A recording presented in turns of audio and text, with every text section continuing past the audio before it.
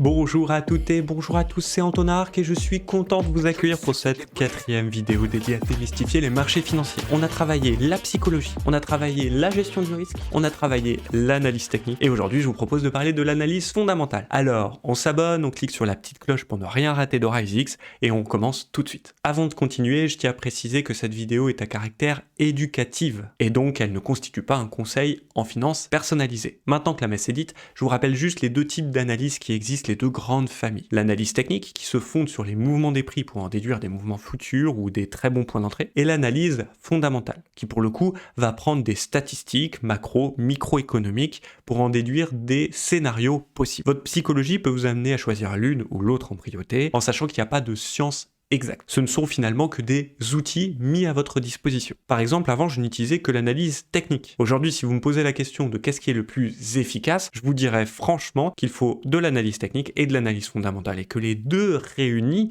nous permettent tout simplement de maximiser nos chances d'avoir raison sur les marchés financiers. Au sein de la grande famille de l'analyse fondamentale, il y a deux types d'analyse. L'analyse dit micro, qui va vraiment s'intéresser aux opérateurs de marché et finalement aux constitutions même des actifs financiers, et l'analyse dit macro, qui est beaucoup plus large et qui s'intéresse finalement aux frictions et aux relations internationales. Dans cette vidéo, on va voir les deux types d'analyse. Et en plus de ça, on va les décomposer par niveau, avec des astuces simples à appliquer dès maintenant sur vos portefeuilles. Et pour vous donner une image, on va prendre celle du ski. Si vous dites par exemple, c'est la première fois que je mets des skis au pied, combien de temps il me faut pour descendre une piste verte? Je vous répondrai quelques jours. Mais par contre, pour se faire plaisir sur cette même piste verte, il va peut-être vous falloir quelques semaines supplémentaires. Mais par contre, combien de temps il faut pour arriver à descendre une piste noire? Là, je vous dirais, c'est plus quelques jours, mais sûrement quelques semaines, voire quelques mois. Et il vous faudra quelques mois supplémentaires pour vraiment vous faire plaisir lors d'une descente d'une piste noire. Eh bien, c'est exactement pareil au niveau des niveaux qu'on va interpréter dans les deux types d'analyse. Analyse fondamentale, microéconomie. L'analyse d'un actif financier, quel qu'il soit. Pour l'exemple, je vais continuer avec un actif que tout le monde connaît, je vais continuer avec les actions. Ce que je vous propose, c'est une manière extrêmement simple pour trouver un très grand nombre de titres de qualité. Alors ne vous inquiétez pas, vous avez tous les liens dans la description, mais voici par exemple le portefeuille de Warren Buffett. Alors dans un premier temps, je vous invite à ouvrir par exemple un tableur Excel, un fichier Word, n'importe quoi, et à copier tout simplement les titres qu'il y a dans son portefeuille. Warren Buffett, il est assez particulier, parce que du coup, lui, il va favoriser quelques titres de qualité, mais il va en avoir une grosse quantité. C'est pas forcément ce qui correspond à votre stratégie dans un premier temps, mais c'est pas grave. Ce que je vous invite à faire, c'est vraiment copier la colonne et le nom des entreprises qu'il peut éventuellement avoir en portefeuille. La deuxième personne que j'aime bien suivre, c'est Cathie Wood, avec ARK Invest. Alors elle, c'est totalement différent. Au lieu d'avoir quelques actions et d'avoir énormément de valeur dessus, elle va avoir 215 actions par exemple, donc beaucoup plus, et avec forcément une exposition qui est moindre sur ces titres. Mais pareil, ça peut vous donner énormément finalement d'indications et d'idées pour votre portefeuille. Quelque chose que j'aime aussi tout particulièrement, c'est regarder du côté des aristocrates du dividende. C'est des titres qui sont sélectionnés selon 3 conditions. Hausse du dividende depuis 25 ans ou plus, volume d'échange quotidien supérieur à 5 millions, capitalisation boursière supérieure à 3 milliards. Et là, encore une fois, en 2023, vous en avez 67. Mais n'empêche qu'avec ça, vous avez trouvé le moyen simple d'avoir des titres de qualité. Vous avez trouvé le moyen de descendre cette piste verte de façon simple. Ensuite, ce que je vous invite à faire, c'est de les mettre dans un tableau Excel et de les trier déjà par secteur. Parce que là, on va commencer à s'attaquer à la piste noire. Je vais vous donner mes métriques en sachant qu'encore une fois, ils n'engagent que moi. Nous voici donc ici sur mon tableau personnel. J'ai sélectionné à peu près une soixantaine de titres, d'accord? Je vous invite à sélectionner entre 3 à 5 métriques qui font du sens pour vous. Par exemple, moi j'ai choisi dividende, valeur d'entreprise sur chiffre d'affaires, marge bénéficiaire et marge d'exploitation.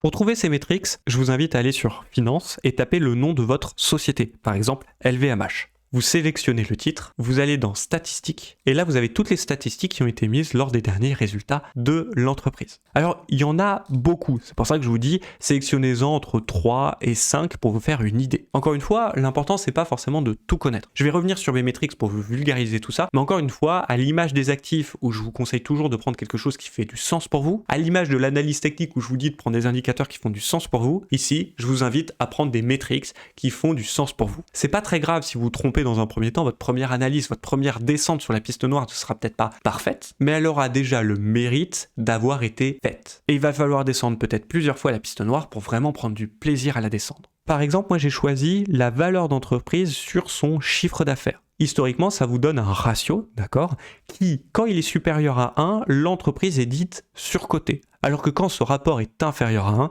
alors on dit que l'entreprise est sous-cotée.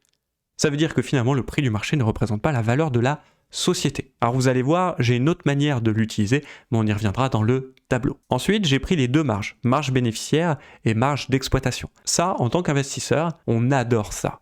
Parce que là, on vient de sélectionner des titres de qualité, des gros titres, mais si en plus ils dégagent une marge, c'est-à-dire qu'à la fin il leur reste des sous-sous globalement, ça veut dire qu'ils vont être en capacité de pouvoir réinvestir cet argent. Et donc forcément, nous on adore ça parce que ça rend des entreprises agiles, capables de racheter d'autres entreprises ou en tout cas de faire des investissements. Et justement, le dernier que j'ai sélectionné, c'est les dividendes, tout simplement parce que à terme, sur le long terme, c'est quand même intéressant d'être rémunéré pour croire dans une société. Vous avez du capital qui est immobilisé dans une société, mais en plus cette société vous remercie pour avoir ce capital immobilisé. C'est quand même super chouette. Alors attention, les seuls que j'ai mis à jour, c'est les 4 du haut, du luxe, d'accord? Tous les autres, pour le moment, je ne les ai pas mis à jour pour cette vidéo. Vous avez vu, ce que j'ai fait, c'est que je me suis permis de remplir ces cases-là, brut de décoffrage. Mais déjà, la première chose, je peux faire un constat. Le fameux VE sur CA, par exemple, où je vous disais, s'il est inférieur à 1, c'est sous-coté, et s'il est supérieur à 1, il est surcoté. Sauf qu'aujourd'hui, vous allez voir très très peu d'entreprises qui sont inférieures à 1. Par contre, ça va me permettre de comparer les entreprises du même secteur. Il en va de même pour les marges et pour les dividendes. Ensuite, je me suis mis une notion de tendance en données de temps hebdomadaire et en données de temps mensuelles. Par exemple, nous sommes ici sur Kering en données de temps mensuelles. Mon but, ça va être de trouver la tendance de l'actif sur ces dernières années. Clairement, on peut voir ici qu'elle est neutre. Du coup, je vais le reporter sur mon tableau. Ensuite, je fais la même chose en données de temps hebdomadaires. Comment est la tendance de Kering?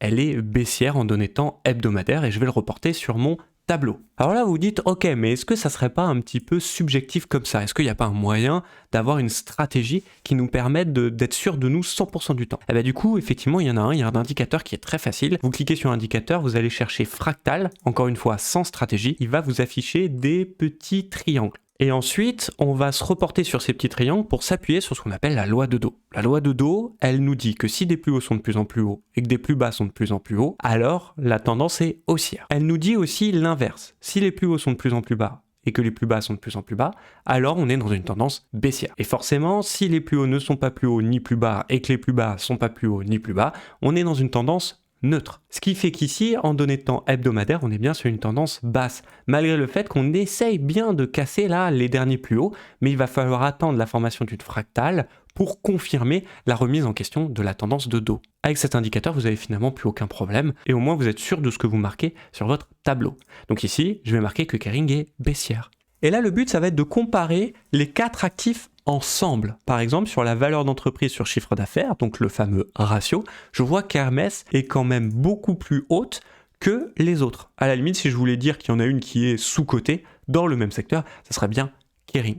Alors ça s'explique par pas mal de choses. Déjà, c'est la tendance de fond. Hermès est haussière en données de temps mensuelles et on a vu qu'en données de temps hebdomadaire, elle était neutre, alors que Kering est neutre en mensuel, mais par contre est baissière en hebdomadaire. Ça montre tout simplement que les opérateurs de marché ont favorisé Hermès durant ces dernières semaines. Autre chose que je peux voir, c'est Kering. On voit que Kering affiche quand même plus de dividendes que les autres. Donc là, déjà, avec cette analyse-là, ça me permet d'en déduire 2 actifs qui vont le plus m'intéresser. Kering et Hermès. Et ce qu'il faut comprendre, c'est que les deux vont être intéressants, mais peut-être pas sur la même unité de temps. Dans les deux cas, ce sont des très bonnes entreprises. Oui, Kering a peut-être mal négocié son année 2023 vis-à-vis de Hermès, et donc n'a pas profité de toute la hype qu'il y a eu autour du luxe. Donc à l'échelle de temps hebdomadaire, sur la semaine, ça va être plutôt compliqué de croire en Kering. Si vous attendez à une action qui fasse plus de 10% en 3 semaines, c'est sûrement pas du côté de Kering, qui est un peu boudé par les opérateurs de marché. Par contre, acheter Hermès aujourd'hui pour dans 3 ans, c'est peut-être pas la meilleure des idées. Il va falloir peut-être attendre une correction plus importante que sur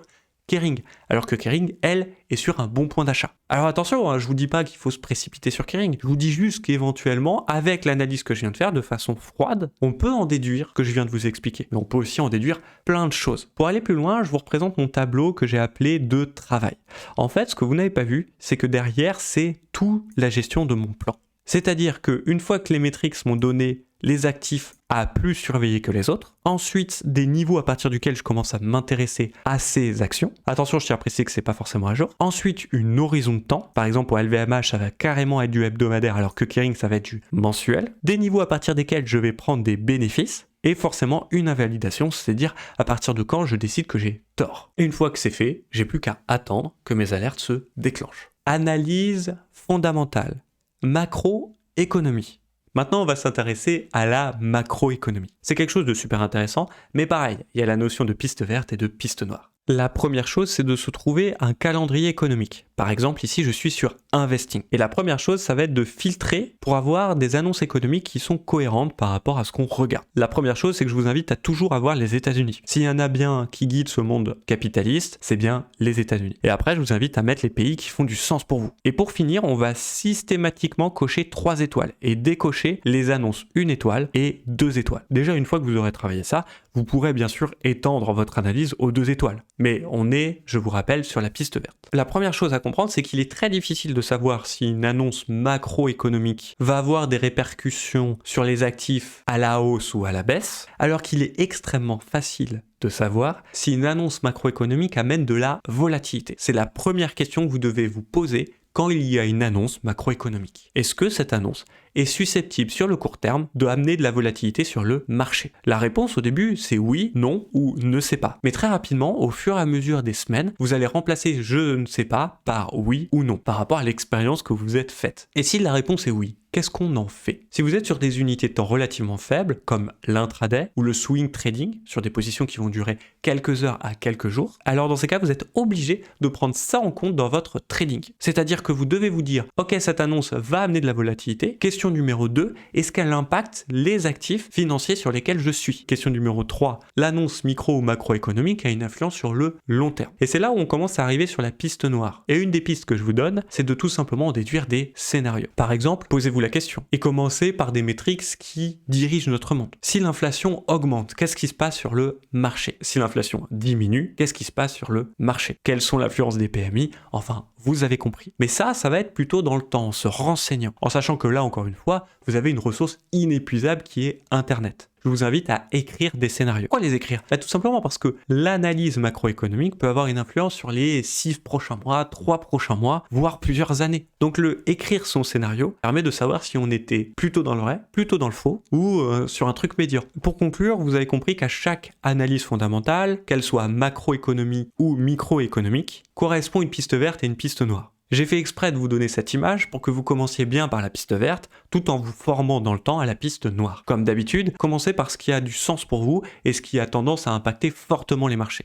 Et c'est déjà la fin de cette 4e vidéo pour démystifier les marchés financiers. J'espère que ça vous a plu. Si vous avez des questions, n'hésitez pas dans les commentaires, on y répondra. Et bien sûr, on n'hésite pas de s'abonner, on n'hésite pas à cliquer sur la petite cloche pour ne rien rater de RiseX. C'était Antonin Arc, merci beaucoup pour votre temps et à très bientôt sur RiseX.